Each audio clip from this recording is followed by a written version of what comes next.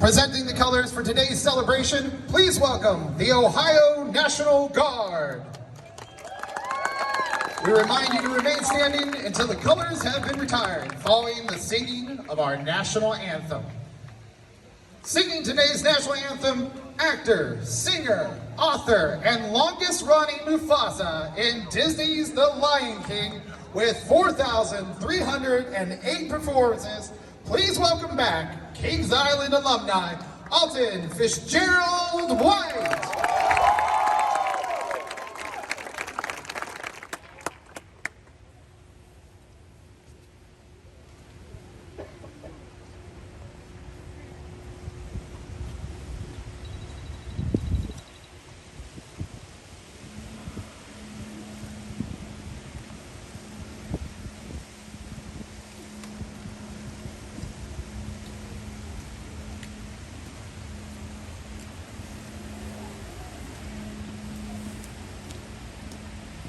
Color.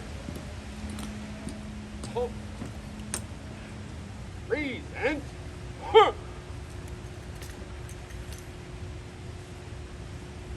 Oh, say, can you see by the dawn's early light what so proudly we hailed at the twilight's last gleaming, whose broad stripes and bright stars through the perilous fight o'er the ramparts we watched were so gallantly streaming, and the rocket's red glare, the bombs bursting in air, gave proof through the night that our flag was still there. Oh, say does that star-spangled banner yet wave o'er the land of the free and the home of the brave.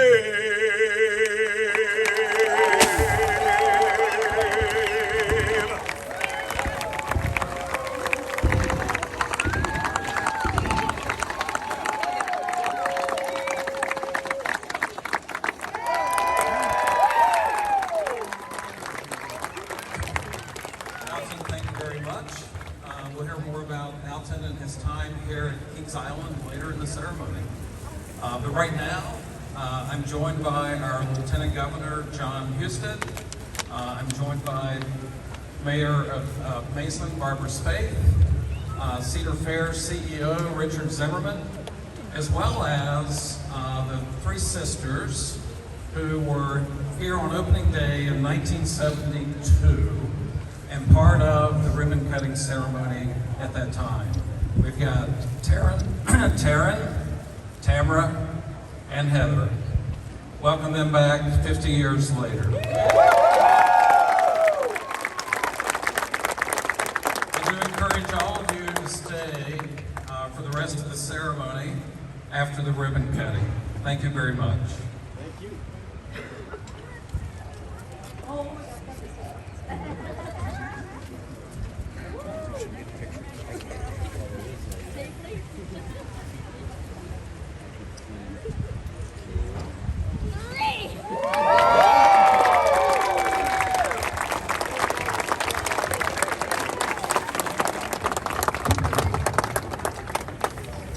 One more time for Mike Coons and our VIP guests. I think so, yeah.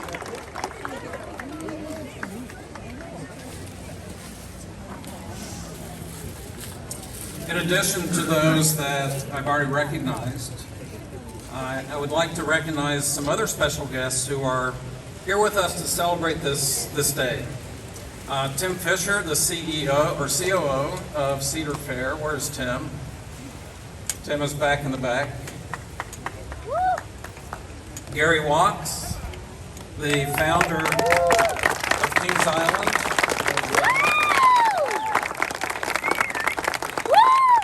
the first general manager and a Kings Island Hall of Fame member. Dennis Spiegel. Dennis Spiegel, founder and president of International Theme Park Services, industry expert, former Kings Island assistant general manager, and also a Kings Island Hall of Fame member. In addition, we have 7 of the 11 Kings Island general managers here with us today. The only ones that could not be with us, have passed away, but we hold them in our memories today at this special occasion. The former general managers, Billy Price,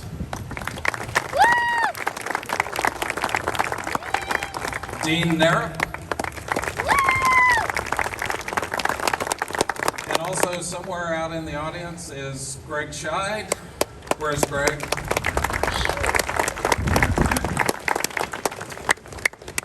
And Craig Ross.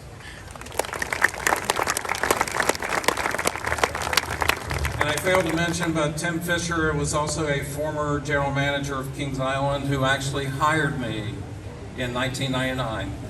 Thank you very much, Tim. We also have a lot of city, county, state officials with us today. Mason, Ohio city officials. I've already introduced the mayor, Barbara Spaeth. In addition, we have some city council members here in the audience with us as well today. Warren County officials, Warren County Commissioner, and Warren County CVB. Deerfield Township officials, and also representatives from the state of Ohio. Matt McLaren, I think, is here with the Ohio Tourism Board. Is Matt here? There's Matt. Matt's over there. Hi, Matt. The other thing that is very special to me today, and I've seen several of you already, but we have numerous Kings Island retirees, some of which spent over 40 years of their career here at Kings Island. I saw several of them in the audience here today, so thank you guys for coming back. Thank you for everything that you have done, in the past to make Kings Island what it is today.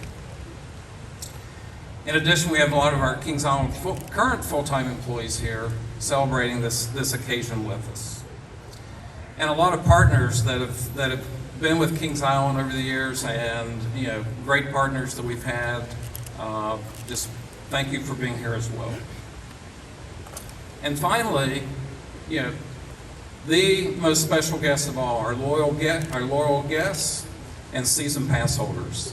We appreciate you being here to celebrate this day with us.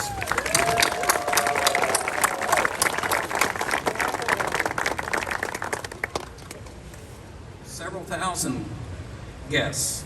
These guests had waited over 2 years to experience this new amusement park then it was Deerfield Township, now Mason, Warren County, Ohio. What they experienced was beyond their expectations.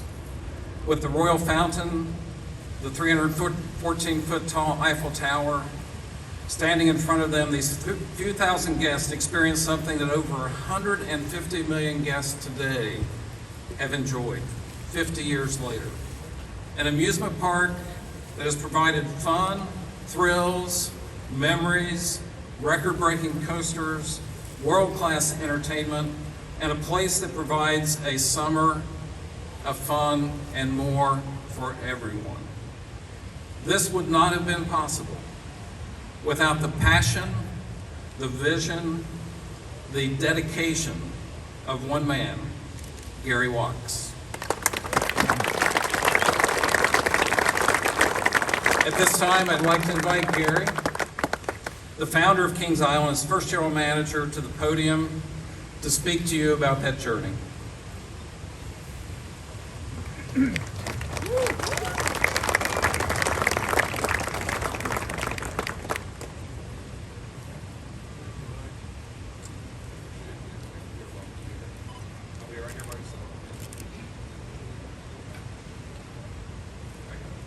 Well, this should be over in about an hour and a half.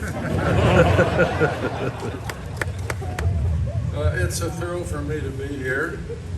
50 years ago is just amazing.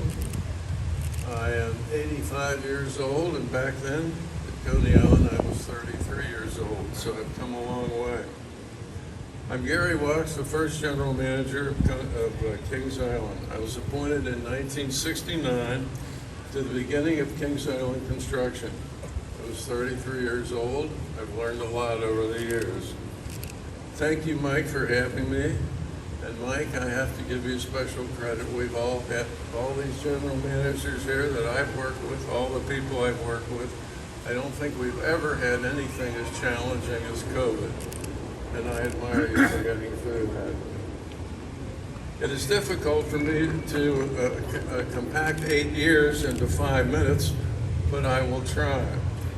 2 recent books on Kings Island I highly recommend for all of you because they have all the details that time won't permit today.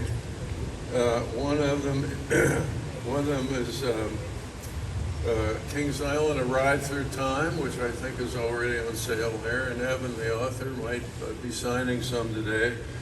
And the other is a picture book. It's a picture journey through time, and that's coming out. What do you think, Mike? About a few weeks? Good, and you'll all want to get that. And while I'm thinking about it, I'm deviating a little bit here today, but if you ever get a chance to come out here in Winterfest and see Winterfest, it's worth the price of admission to stand here and right here an hour and go home. This is the most beautiful sight you will ever see in your life. Let's get back to Summerfest.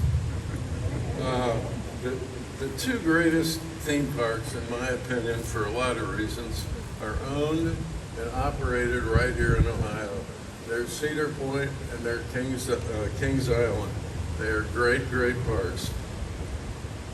Cedar Point and Kings Island has a whopping combined annual attendance of about 7.5 million people.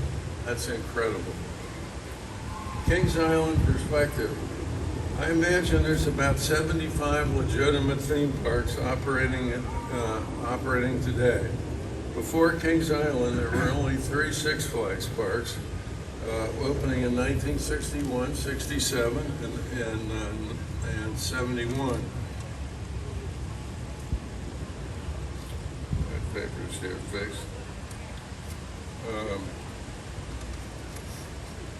Six Flags Over Texas, thank you, opened in 1961, and they started something called pay one price admission. It was very popular.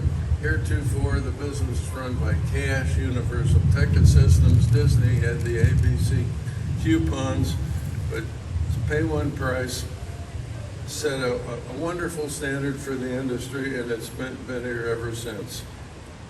Kings Island is a unique theme park, in my opinion. Kings Island is unique as the park that had its origins from another small park in Cincinnati called Coney Island. Coney Island was the egg that hatched Kings Island. Our iconic International Street stands alone, in my opinion, compared to any other theme park entrance in the country. The Eiffel Tower was made in Graz, Austria. We put that tower up for the price of $1.4 million. Lights, construction, materials. It was put up by Sofco, an erector in Dayton, and they only had to route out 26 bolts in the entire Eiffel Tower construction. That was amazing. The Eiffel Tower was made with German precision from Graz, Austria. Cost $1.4 million, including elevator lighting. We designed the entrance, and we designed the entrance at the other end of the park to be very low, creating a more dramatic and magical scene when guests entered the park. This was done by design. The pleasant shock as they emanated from under the entrance really presented a marvelous sort of word of mouth. I heard so many people out there saying, oh my God, they just couldn't believe this. And that That was very helpful to us, as you'll see down the road. Look at that, Mike. When the park opened in June of '72, we had unexpectedly low crowds in June. We had poor weather, we had rain, and we think we had a conflict with Coney Island even back then, because you could get into Coney for 50 cents, and this was $6. At least that was the perception. And nobody knew what you got for $6. But we finally made it. That word of mouth I mentioned earlier kicked in, and it's like you seeing the best movie you've ever seen. You tell your family, your friends, and boom, attendance shoots up in the air. Another unique thing to this park was the Racer Coaster. It was constructed in 1972, and it was the first racing coaster built since the 1920s. It revitalized the wooden coaster industry. A single wooden coaster had not been built since the 40s and was shunned by the first Six Flags parks, and they were trying to escape the image of an old park. We brought this up from Coney Island. We had the shooting star at Coney Island, and you can't leave your best ride back there. You have to enhance it, and we did, and we pulled it over in the Coney Island section. It was wildly successful, and of course immediately copied by all our friends at the Six Flags parks. They started building coasters, and the coaster war was on in the theme park business. We had Hanna-Barbera, Land, that was the children's section, second only to Disney in the use of its nationally known children's characters. One of the things we had, it was not a glamorous item. It was an item suggested by our park construction manager, Charles Flatt, who was a graduate of Cincinnati. He started Coney Island in 1946 after a stint in the war. He ran our famous swimming pool in Coney Island. And he came up to me and he said, "Gary, we've got to spend some money on things besides glitz." He was an engineer. And it was his idea to put this underground chilled water system at Coney Island, and it surrounds the whole park. And I believe it's the only one of its kind of any theme park in the country. And that chilled water system saves us hundreds of thousands of dollars in energy costs every year. So sometimes it's the things that you don't see that's important. In 1972, Kings Island opened on time and was the first theme park to draw over 2 million people in its first year. Notice I did not say on budget, but the overages were spent wisely. Speaking of opening, the general manager's primary first duty is to get this park open, because it only operated in 146 days that first season, and if the park wasn't open, it cost $100,000 a day at least. And I didn't want to be the guy that was in that position. We had mottos. We had I think our expression around here: if we wait till we're open, we'll never open. So we picked a date and we opened on that date. We also had one other little thing on the revenue side. I made it a point not only to listen to our own managers, our own brass. I wanted to go out in the field and listen to the guys building this park and see what they thought, if they were on time. So the first thing I did, I contacted CV Measure Construction Company, a small company we hired in Cincinnati, but they did great work for Coney Island. They were quality people, so we hired them for this job. Now, they had a foreman named Bill Van Ice, and he was a typical construction foreman, kind of a gruff guy, but a guy to get the job open on time, and I thought I would meet him. I called the brass, I called Grant Hesser, who ran CV Measure, and I said, "Grant, I have to meet this guy. I have to get to know him. I want to walk around with him. When does he get to work? I want to come up here and meet him." And Grant said, "Gary, he gets to work at 6 o'clock in the morning."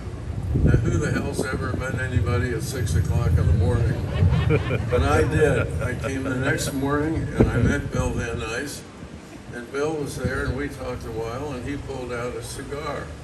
It was a black eyeball cigar, and I thought, well, I want to be on his team, so I asked if I could have one too. Well, you wouldn't remember a black eyeball, but it was the cheapest cigar ever built. It was made out of shredded cardboard. And I had one of those with Bill, and I was out for the rest of the morning. I didn't get an auspicious start. Coney Island was deemed by its peers in those days to be the finest amusement park in the country. And in the 60s, it had the best financial years it ever had. Do you sell a park? Do you move in the 60s when you're doing that well? Well, you do under these circumstances. Coney Island had serious floods in the 1960s, almost every year. It had a lack of expansion room, and particularly the looming threat of a new theme park in our market area, and we had one of the best market areas in the country. We were surrounded by Dayton and Indianapolis and Louisville and Lexington, and they had no entertainment whatsoever, and we did, and we were on the new interstate system, so we were ready to go. In July 1969, after 5 years of research spent on the new theme park, Coney Island finally merged with the Taft Broadcasting Company. The Taft Broadcasting Company, by that time, had acquired Hanna-Barbera, which became a real asset to this park. Coney Island was incorporated in 1925 and finally sold in 1971. You know, you have to be about 60 years old, I figured, to remember Coney Island in its heyday. Raise your hand if you remember Coney Island at all when it was at its heyday. Well, that's more than I expected. I would like to pay tribute to those who made Kings Island so successful in 1972. First of all, my father, Ralph Wachs, president of Coney Island, permitted me to travel extensively in search of new ideas for the new park. Now, Dad wasn't a spearhead of the park, but in the back of his mind, he knew it was the right thing to do. We had to do it. Besides a productive trip to Europe, I reviewed the three new Six Flags parks again. I went to 2 World's Fairs and the Canadian Expedition. While I was at the 1964 New Year's Fair, I saw this magnificent fountain. I took several pictures of it. And I came home, and again I consulted Charlie Flatt, and I said, Charlie, do you think you can build that thing with your team? Charlie had a lot of good guys working for him, 2 consultants. He said, we'll build it, and we'll build it right. And here it is today, all these years, 50 years, and it still runs like a Swiss watch. And again, I encourage you to come up here and see this on Winterfest. It is absolutely indescribably beautiful. Ironically, the destination that I inspected more than any other was Cedar Point. Cedar Point, their ownership and management, I believe, led the industry in return on investment, making wise and popular entertainment choices in the early years. A trip to Cedar Point every year for me was a must. I learned a lot. I would like to pay tribute to the Taft Broadcasting Company who financed Kings Island. There are many great ideas that are either misunderstood, they never come to fruition, and they don't get the money. But Taft grasped this idea immediately and grasped the idea of a new theme park immediately, and proved financing quickly was on an unproven venture. Now, I like to think that I was not privy to any of those financing meetings, but this was 1969. This was a long time ago, and I'm just imagining the meetings might have gone something like this for Taft. Taft walks into their lead bank, talked to their lead banker and said, Harry, we need to borrow $20 million. And Harry kind of looked, and that wasn't chump change in those days. And he said, $20 million, yeah, sure. What do you need it for? Well, we're going to build a theme park. What? A theme park? Well, you have Coney Island right here. Why are you building a theme park? Well, we're going to build this in Warren County. Where the hell's Warren County? We're going to build it where? And you're going to put 2 million people in the first year in the center of Warren County? They couldn't believe it. So the banker pulls out of the lower part of his drawer a little bottle of very fine bourbon that he saved for these occasions. He said, Taft, let's go to the other room and discuss this a little further. If it wasn't like that, it wouldn't have surprised me, because it was hard to finance an operation that wasn't even in business. Nobody knew what this was going to be like, and they did it, and they deserve a world of credit for it. I also would like to pay tribute to the Coney Island department heads and the great hourly employees, some of which were from Coney and most from our general contractor, CV Mesher, the great employees who built this park. This is the finest construction park that I've ever seen in my travels, and here it is right here in Warren County. I'm talking about the electricians, the bricklayers, the carpenters, the steel workers, the painters, and all the other trades that took. You had no idea how much pride they took in building this park. This wasn't my park. This wasn't Kings Island's park. It wasn't Taft's park. It was their park. And they built it accordingly, and they were instrumental in getting this park open on time.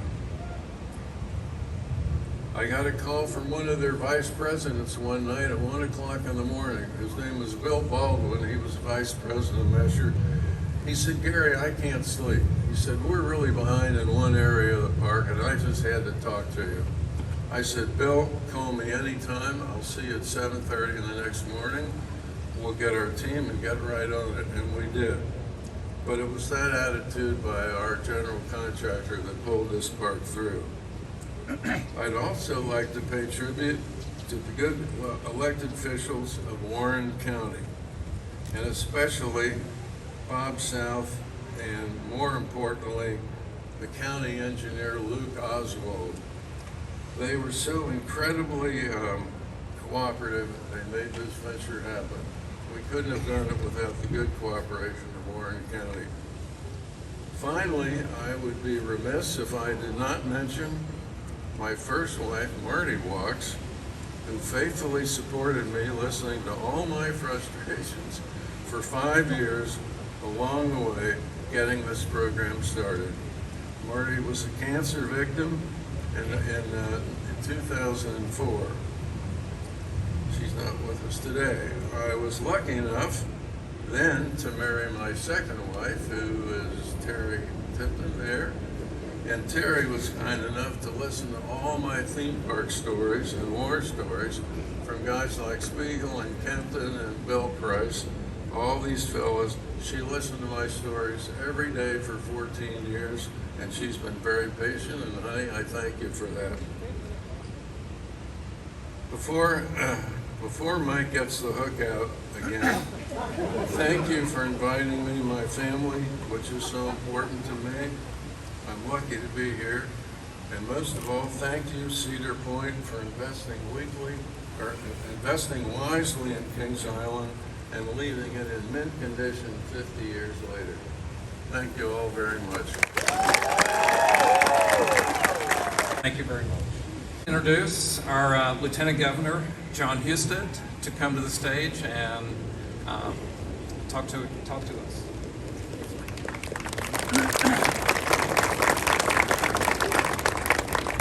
Well, that was a wonderful history. Thank you for sharing that with us. I will tell you, I can imagine what it was like when they went and asked for that $20 million. It probably did create a little bit of a gasp at that point in time. I have, in preparation for today, I looked at an old photograph of myself when I was 12 years old here at Kings Island. And boy, did I look like a little dork at the time. I had my Cincinnati Reds hard hat. Anybody ever have one of those Cincinnati Reds hard hat? It hurt. I wore it all day here. I had my Beast t-shirt on. I had jean shorts, some long white socks with the stripes at the top, and some Keds tennis shoes. It was quite a sight. But I remember the day just like it was yesterday, because it was so exciting for me to be here as a 12-year-old. And we heard the business side of it, but how many of you remember being here when you were a kid and have some great memories? Yeah, absolutely.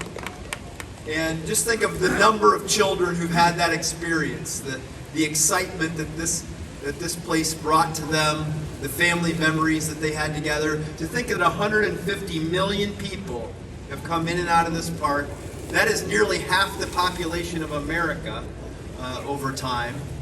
And it's just an amazing thing to think that this vision created so many great memories for so many people to bring joy into their lives. It's also been a great economic development piece of this part of Southwest Ohio. It brings money in from people all over the Midwest to Southwest Ohio, and has created how many thousands of jobs over the years for kids and college students and people like that help give them a start in life. So it's a magical place for what it's meant for so many people, and Governor DeWine and I are with you as you celebrate your 50th anniversary, and we have put together a commendation, Mike, that I would like to present to you from Governor DeWine and myself, honoring your 50 years and wishing you 50 more amazing years here at Kings Island.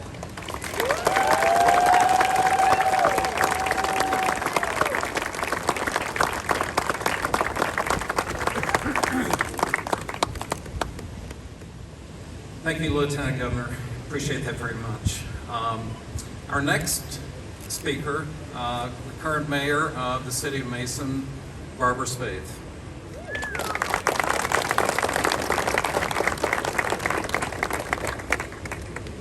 Good morning, everyone. I want to thank you, Mike, for inviting me to participate in the 50th anniversary celebration of the opening of Kings Island. I can't tell you what a thrill it is for me to be standing here today as a longtime resident of this area, and then also being the current mayor of the city of Mason, and being able to witness Kings Island's location here and being able to celebrate the 50-year celebration. I can tell you, it's just so exciting. And when I was a little girl, I could never have dreamed that I would be standing on this stage 50 years after it opened up. Thinking about this day, I have been reminiscing about what it was like to live here in 1972. I lived in the country outside of Mason, and we didn't have a lot of neighbors. It was very quiet. There wasn't really a whole lot to do in the area, except for things like your school activities, your sport activities, that kind of thing. But it was a special treat if we got to go to Coney Island. And we really didn't get to do that very often because you just didn't have as many things to do, and we didn't have a lot of money. And so if we got to go once a year, that was a thrill. I actually would look forward to when my mom would just have to go to the grocery store because we would drive into town, and that was exciting for me because there wasn't really a lot of things going on, and sometimes I might be able to see an old school friend or someone like that driving into town. So you can kind of get a picture of what it was like back in 1970, the entire day. We'd ride every ride over and over, and that was back when you could do that in one day because there weren't as many rides then. I remember seeing the Brady Bunch and the Partridge Family, and I was really convinced that if I could only get David Cassidy to look at me and fall in love with me, and we would be married. And those are some of the same dreams that young girls still have today when you think about celebrities. Watching the fireworks was also such a thrill because we really didn't have a lot of fireworks. You'd be lucky if you'd have fireworks once a year. So in 1976, I finally started working here, and that was it really was a dream come true for me. I met a lot of people, a lot of other kids from the Cincinnati area that I would never have met because my friends pretty much were limited to like the Mason School area. I have to tell a story. One year I worked at Potato Works, and that was the first summer that restaurant opened up, and I don't know if that's what it's still called. It was over in Rivertown. But I'm going to tell you, oh my goodness, I'm pretty sure that I gained 10 pounds that year because we were always sneaking, trying to pop those fries in our mouth when our supervisor wasn't looking. Sorry to tell that. And I'm sure that still goes on now. And we actually kind of made a game out of it because we wanted to see if we could do it without getting caught. And then Kings Island would always have the after hours employee only parties. Oh my gosh, those were so fun. I remember one time they were letting us ride the Beast, and this was soon after the Beast had opened up. And I am pretty sure that they were using us as guinea pigs to see if they could make that roller coaster go faster and faster and how fast they could make it go. But you know what? We didn't care. It was so much fun. And we just loved having those after-hour parties. One thing about the park, I was telling a little bit of a story earlier about how long it would take to get to your station where you worked. And from that, you know, I really learned a lot about responsibility and being punctual and you know what it meant to really work hard. I mean, it was hard to work here this summer. It's hot, let me tell you. And you're out here outside all day long. But there are so many stories that I could continue to tell you about how much I loved working at the park and what it meant to have Kings Island come to our community. It's what changed the fabric of the Mason community. When I was working here, I had no idea what Kings Island would mean to Mason today. I have no doubt that Kings Island played a role in attracting over 700 local, national, and international businesses that are here in Mason. Today, Mason is the largest city in Warren County, and we're one of the top robust economic environments in Ohio and the Midwest. It was also the driving force as the economic powerhouse for tourism here in the county. And Kings Island continues to be a part of this fabric. And I have to tell this story. A few years back, I served as the vice mayor. And oftentimes we use our partners, our community partners, to help bring companies to here in Mason. And we had a company that we were trying to entice, and we were taking them all over the place, and Kings Island was one of the places that we were going to bring them, and actually they helped us quite a bit in bringing this company. But I'm going to tell this silly story. So we decided we were going to take the men from the company around town, and then they decided to put me in a limousine with these guys. Okay, and I'm a little bit of a country bumpkin at times, and I'm showing them around Mason and telling them, oh, that's where so-and-so used to be and so-and-so and that kind of thing. Well, then we pull into the parking lot at Kings Island, and next thing I know, our limousine is coming down International Street. Okay, and I'm kind of screaming like a little schoolgirl because I'm like, oh my God, I can't believe I'm in a limousine on International Street. I was like more excited than them, believe me. And then we go to the base of the tower here. We go to the top of the tower and we're toasting champagne, and I'm like just really acting giddy and silly. But you know what? I guess it was okay because they ended up moving here. We got that company, so it was really fun. But Kings Island played a big part in bringing that company here to our area. I'm sure that the Kings Island founders had a lot more vision than I ever did. You know, they took a chance, did bold things, and created a regional destination for fun. The Grizzly Golf and Social Lodge, which began as the golf center at Kings Island, was built across the highway around the same time as Kings Island, and they're also going to be celebrating their 50th year anniversary this year. So for 50 years, Grizzly Golf has hosted top national PGA events and pros, as well as local and regional golfers. Also, right across the highway, we have the Western and Southern Open men's and women's tennis events, which bring worldwide attention to Mason on an annual basis. The founders of Kings Island really started something. I'm sure they could predict that Kings Island would be fondly remembered by millions of employees and visitors like me. Maybe they envisioned that Kings Island would become a key player in a huge tourism business in Warren County. But did they know it would be a catalyst for a robust community of local, national, and international businesses? Without Kings Island, Mason would not be the wonderful community that I love. What a treasure we have here with Kings Island. And I can tell you right now, listening to the rides right now, it's so exciting to be back here and thinking about what Kings Island has meant to our community. So I just want to say thank you, Kings Island, from me, from the City of Mason, and my fellow council members who are here today, and for all of your magic. Happy anniversary.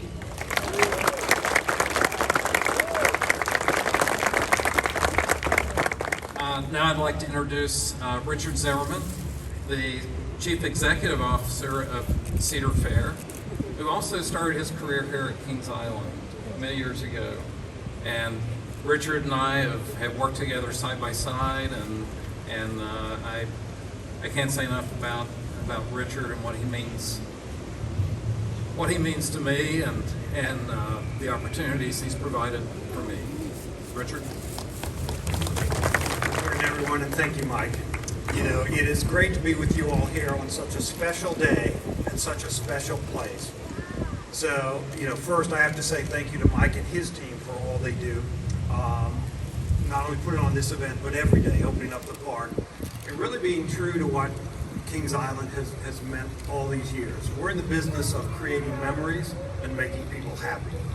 And sometimes that's really hard, but people who stay in this business a long time, and I see a lot of familiar faces out in the crowd, we do it because every day you get up, every day is different, and it's so satisfying to create memories for our guests, so thank you all for being here. But we also create memories for our own staff and the folks that work here. So the creating memories and making people happy applies just as much on the employee side. So Gary, thank you for sharing with us all of your thoughts, and thank you for the perseverance and the guts to put this project together and see it through. Back a lot of folks in the audience may not know, you said Kings Island there's only 3 before Kings Island was built. Kings Island really was on the forefront of building out of our entire industry. As you think about everybody who's come through the Kings Island family, they've helped shape most of what the industry has become. So this is a very special place, and it has meant so much to so many people on our side, so thank you. Lieutenant Governor, I'd like to thank you for our strong partnership with the state of Ohio. Ohio is a great place to be and a great place for businesses to come to. It is such a great community to be a part of. We like playing our role. We are so appreciative that the state plays its role and helps us form better community relationships and a more vibrant community. Mayor Spaeth, likewise, for you at the city, we exist because the community supports us, and we are so appreciative of your partnership and your support as we try and carve a new future and be part of that new future here in the city of Mason, and for those from Deerfield Township, our past with them as well. So what I'll leave you with this is probably one of the grandest entrances that we're standing on in the entire industry. So the vision all those years ago come to fruition. Those of us that are part of this business now feel a huge responsibility to make sure that we carry on the legacy, but that we take the business, take the franchises, and leave them better than we found them, and provide a stronger foundation for many generations to come to enjoy the park and really get out and be what we can be. A place where people can come together, have fun with family and friends, and enjoy their lives together. So with that, Mike, I'm going to turn it back to you.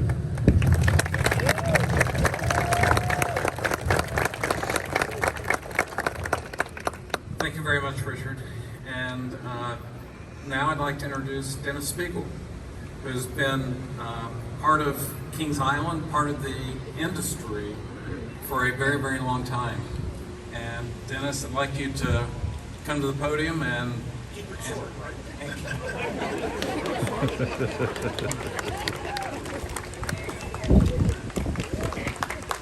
Well, thank you very much, and it's really a pleasure to be here today. And I want to thank Mike, thank you, and Richard, Mayor, Lieutenant Governor, thank you, and for all you did in 2020.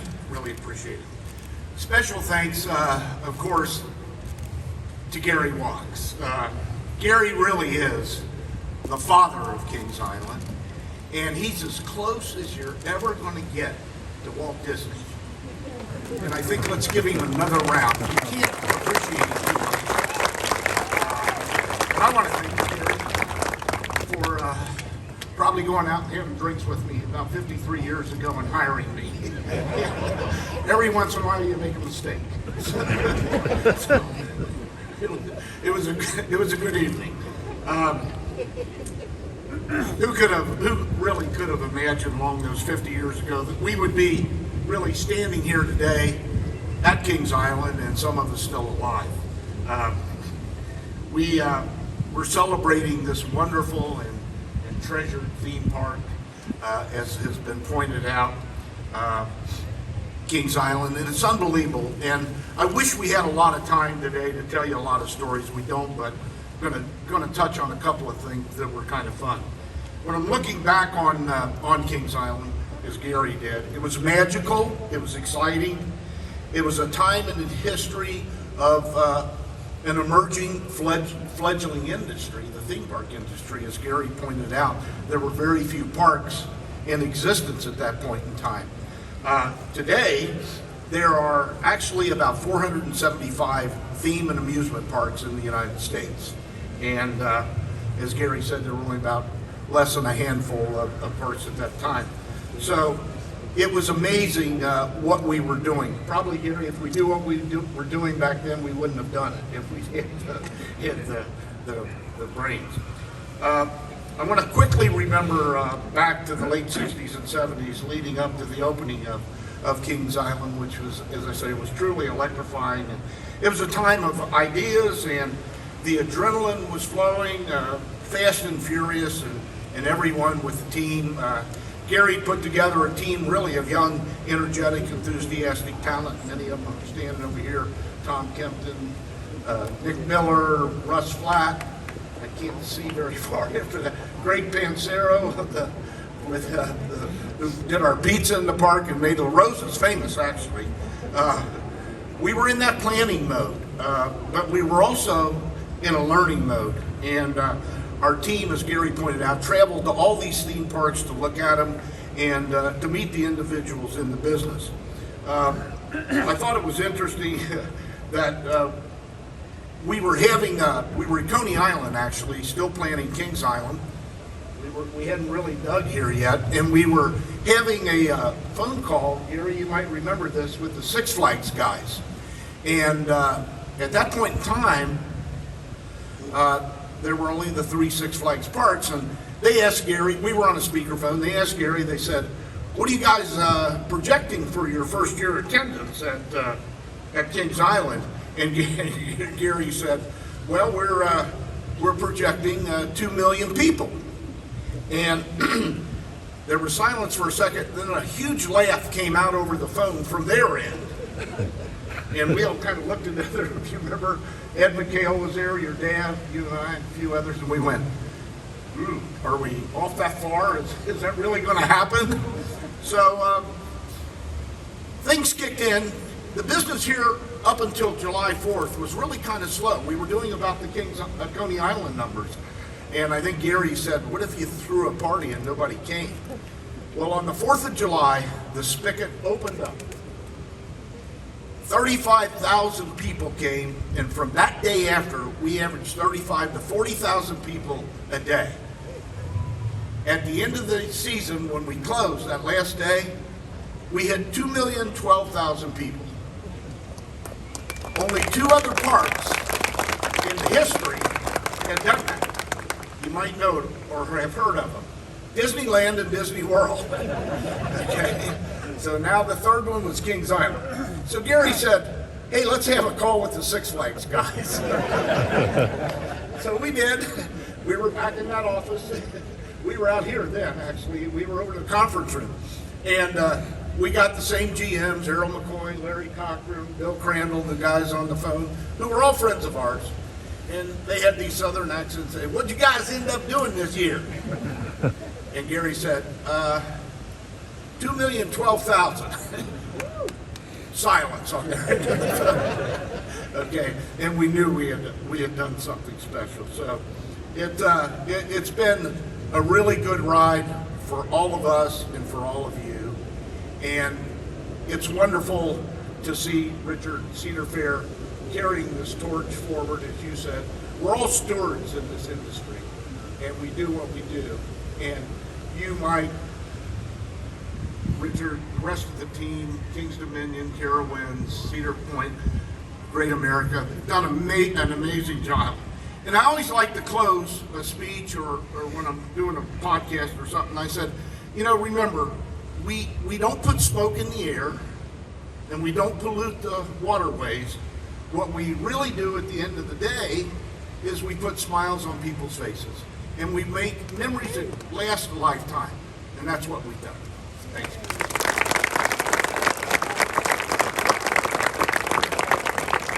Thank you very much, Dennis. You know, this, we talk about making memories and generations, you know, have come to this park. You know, real quick, my first visit here when I was 14 years old. And, you know, since, and my family's here today, my wife, my daughter, my two grandkids, Cameron and Kaylin, they would not be happy if I did not mention them today. So, hi guys, and my son-in-law. So, you know, generations, you know, have made memories here. This year, so special. We have so many things planned this summer, all kicking off Memorial Day weekend. But today is about celebrating a birthday. One of the things I really need to mention, and I believe the Lieutenant Governor mentioned, you know, estimated over 150,000 employees that Kings Island has hired over the 50 years. A lot of those employees, you know, from the past are here today. I see Jane Cooper standing off to the side. Jane started here in 1972 as a merchandise associate, right, Jane? Jane went on in her career to become chief executive with Paramount Parks and a chief executive with Person Entertainment. Jane, thank you so much for coming today.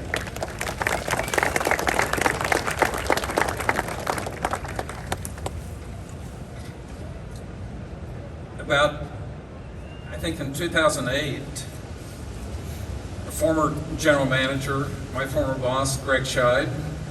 Hi, Greg.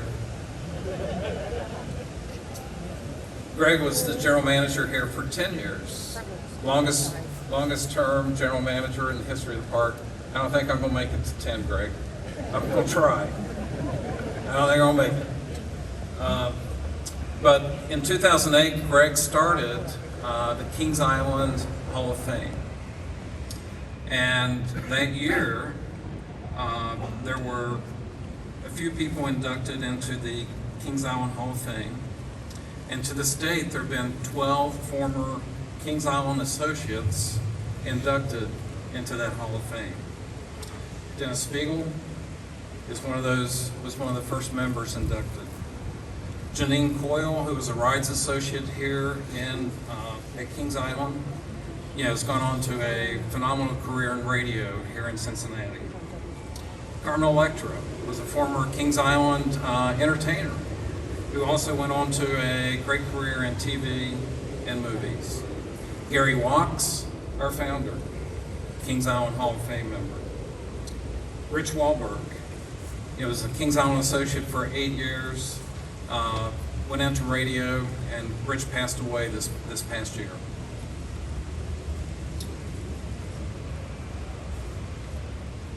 Rob Podorf. Where's Rob? I saw Rob earlier. There he is. Rob's in the back there.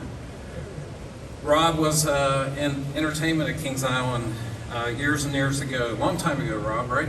Long time ago. Now is a award-winning composer of music for TV and movies, including Disney. Rob, thank you for being here.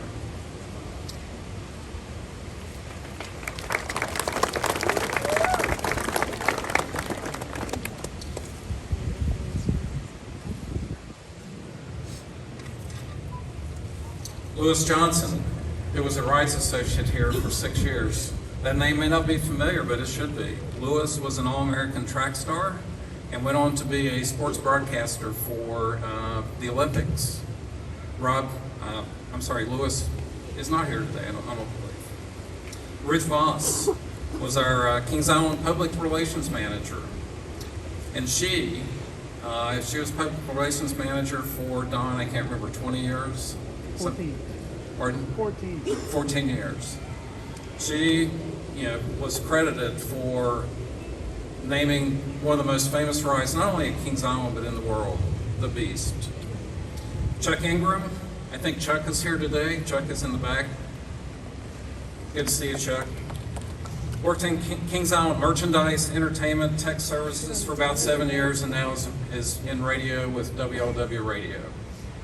Ed McHale, our Kings Island second general manager. Unfortunately, Ed passed away this past year. Greg Scheid, our 10th general manager, is a member of the Hall of Fame. And finally, the last inductee was Al Weber, who was an executive, actually came to Kings Island from Coney Island, along with Dave Bibb. Is Dave here today?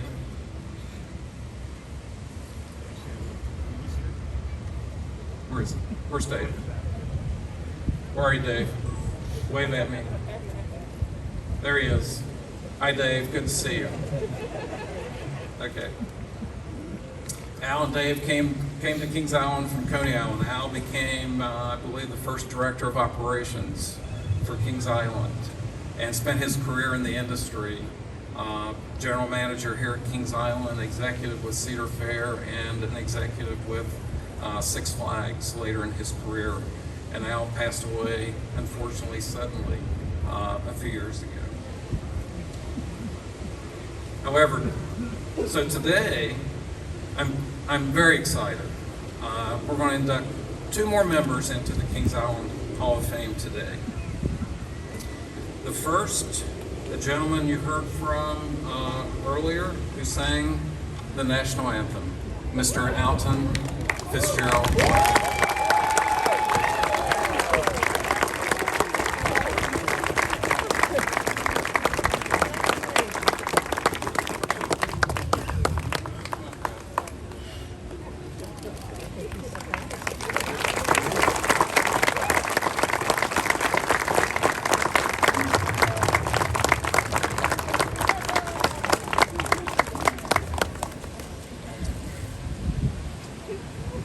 Mr. White and Mr. White's family is with us here in the front row. So,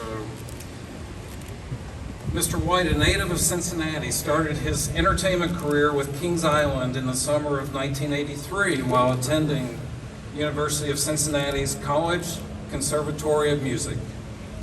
Alton starred in the lead role for popular shows Gotta Dance and Fascinating Rhythm for 3 summers, as well as touring with King's Productions in Asia and the Far East.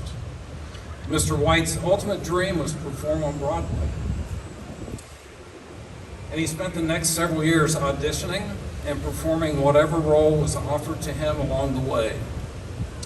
His dream was finally became reality when he was offered the lead role in Miss Saigon.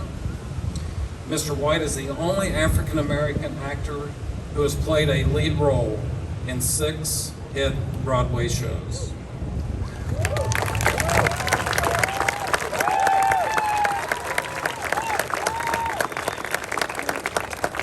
His most notable is playing King Mufasa in Disney's The Lion King, I believe 20 years. 12 years. Okay. Sorry, that wasn't in the written. I ad-libbed that. His most notable was playing King Mufasa in Disney's The Lion King for a record-breaking 4,308 performances. In addition to creating celebrated roles in TV and film, he is also a headline concert performer, an author, motivational speaker, and continues to inspire, encourage young performers to follow their dreams. Mr. Alton Fitzgerald.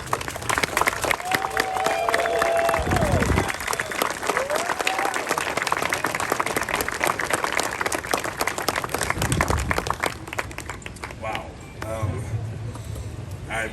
Wow, I feel like I just won an Academy Award. I don't have the words to really express how much this means to me. I mean, even just being asked to be here today is a tremendous honor. I got to come to Kings Island, and I spent the whole to that one day because my sister, Marcia, worked for Procter & Gamble, and she would let me tag along with her family and come play in the park, and I would have the time of my life. As I got older, she let us kind of sneak away and do our own thing, and I would peek at the shows, the outdoor show, and go, wow, what must it be like to be on stage? And then to go to the American Heritage Theater and see that show. I thought that was Broadway. I mean, with the smoke and the sets and the costumes, going, wow, what must that be like? So to audition and to have had the honor of working here for 3 years, 2 years with Gotta Dance, 1 year with Fascinating Rhythm, I owe my entire career to the fun I had here, the lessons I learned, the discipline that I gained doing 5 shows a day. And then 5 shows a day wasn't enough. I was just so happy to be doing what I love to do. So to be back here all these years, I am so incredibly grateful. And for this honor, I just don't even know what to say. Thank you so much. Happy birthday, Kings Island. Thank you for making so many people happy for so many years, and I pray that you keep doing it forever. Thank you. Come through Kings Island over the years, and this individual still is passionate about Kings Island. He calls me several times a year just to say, Mike, I'm just checking in with you to see how you're doing. At this time, I'd like to ask Mr. Don Miller to please come to the podium.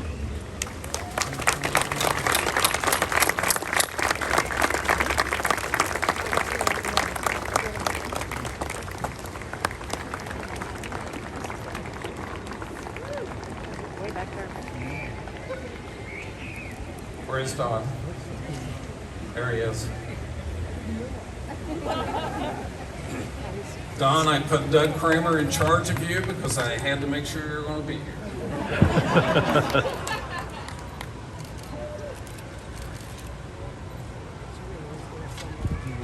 Don Miller. Mr. Miller started his career at Kings Island in 1972 as a ride operator for a Bavarian Beetle. In 1988, he became the director of safety. And in 1993, he was promoted to Vice President of Operations. Don was the Vice President of Operations when I started my career here in 1999, and he was a great mentor. He was a great coach and partner, and put his arm around me numerous times as I was trying to figure out Mr. Fisher, who was my boss. Sorry, Tim. Don made a lasting impact on the lives of thousands of associates over his career and is credited for fostering the outstanding culture that has made Kings Island special to this day. Don was instrumental in starting the first scholarship award program by retrieving coins from the fountains. That first year, the scholarship was a little over $400, right, Don? Today, our scholarship program has grown to over $70,000 and helps support 30 or more college associates annually.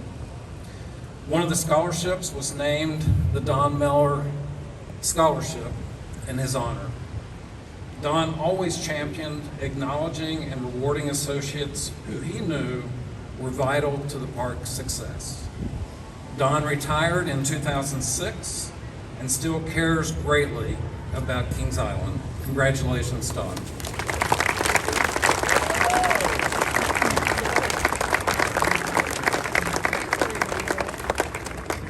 I actually was not ready for this. I was unaware of this happening.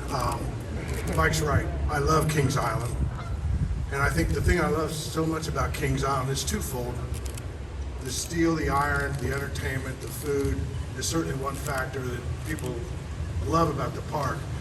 I'm fortunate to have the other factor, which is the people that run the park, the people that work at the park.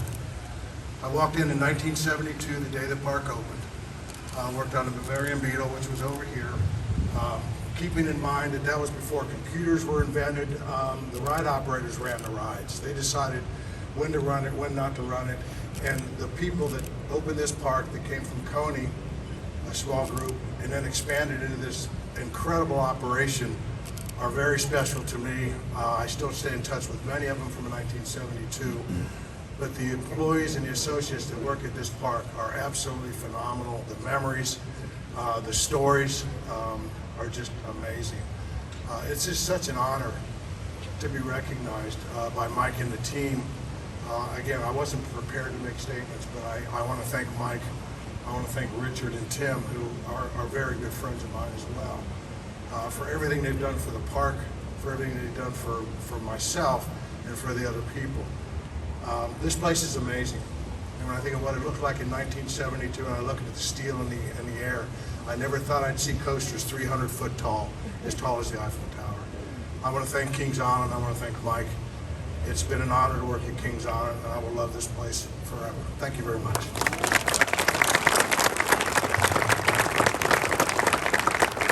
Birthday party be without cake, right? So to your right, over between the French Corner and Sweet Spot, our culinary team is actually, I think, now bringing out the cake.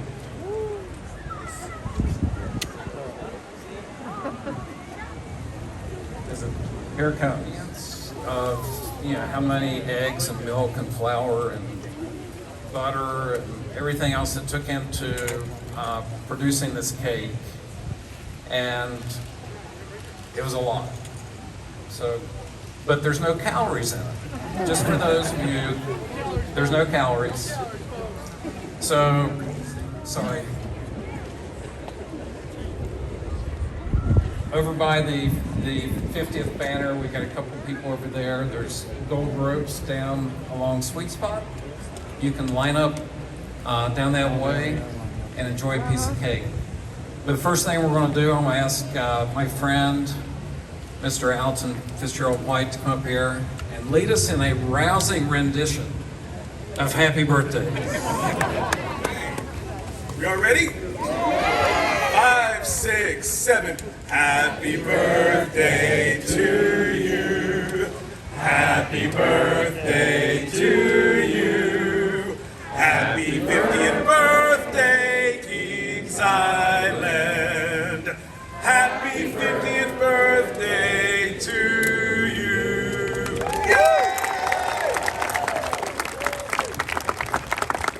All right.